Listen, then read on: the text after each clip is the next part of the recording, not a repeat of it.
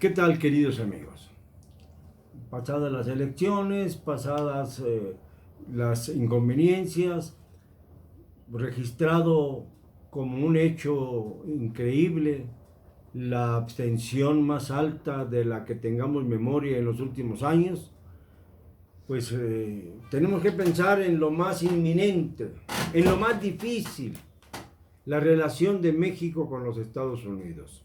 En Washington está el canciller Marcelo Ebrard tratando de hacer llegar su discurso, su propuesta, al señor Trump, que no quiere, dice, escuchar palabras, sino que se tomen acciones, como si él las hubiera tomado para evitar que se desarrollara la costumbre de la drogadicción en su país, que ya es como una especie de tradición en las fiestas, no solamente de los chamacos, sino de todos los adultos y demás.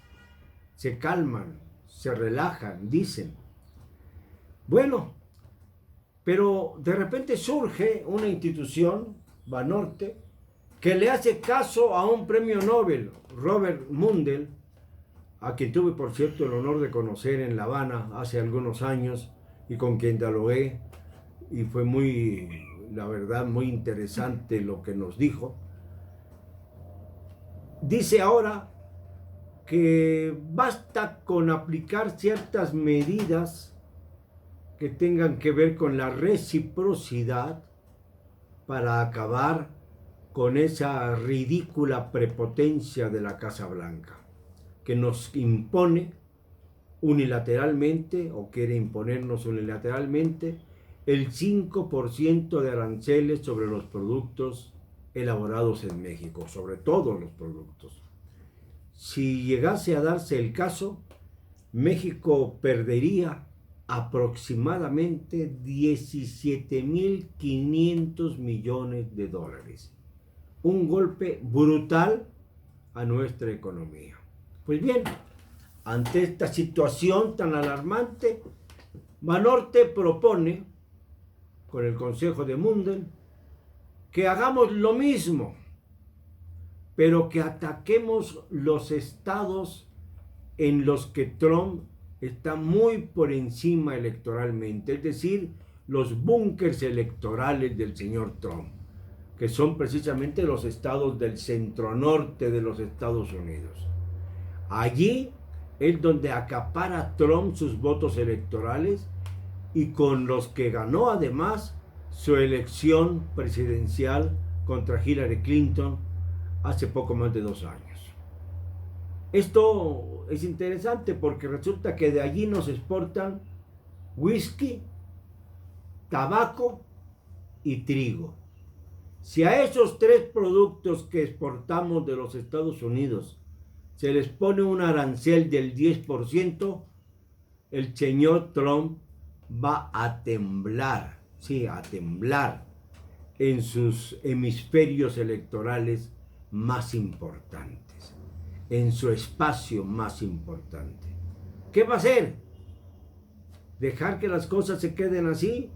¿O seguir aumentando medidas para que obliguen a México a aumentarlas también?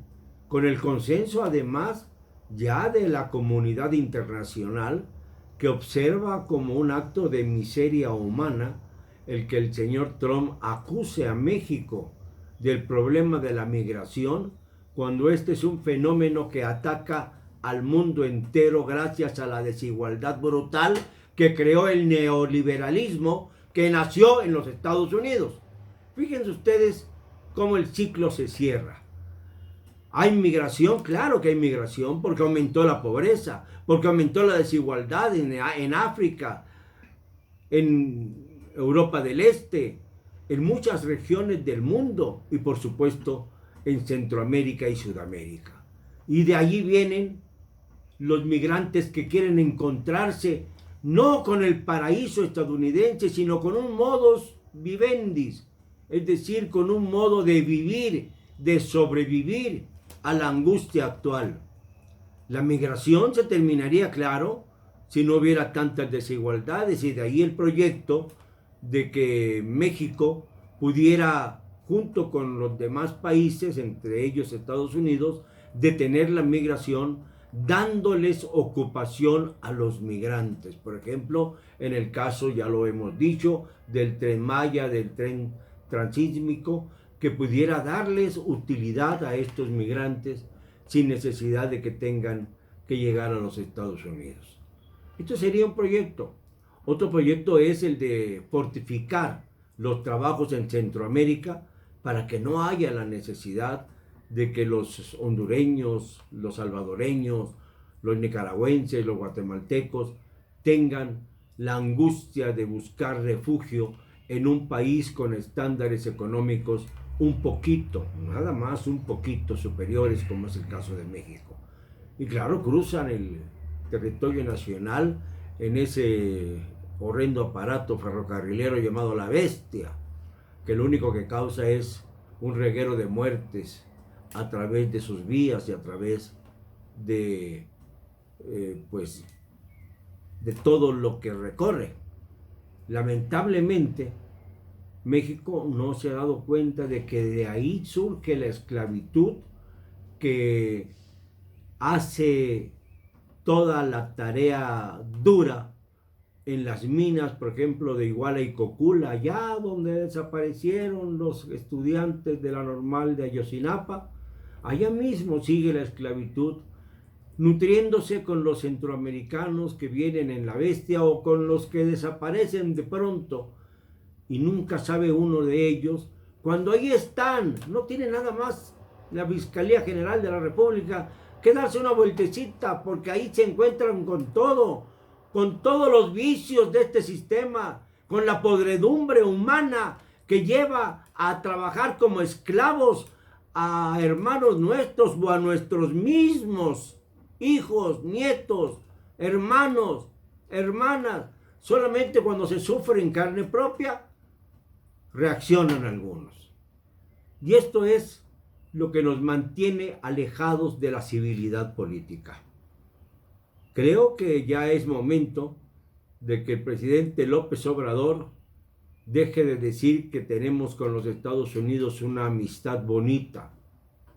No, no tenemos una amistad bonita. Hemos tenido una confrontación seria durante muchas décadas. Y a esto hay que agregar que tenemos en la Casa Blanca, digo tenemos porque ahí está, al presidente estadounidense, que no es político sino magnate, más antimexicano de la historia.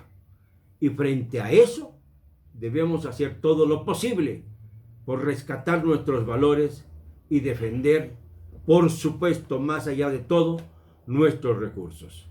Digámoslo siempre, con cero cobardía.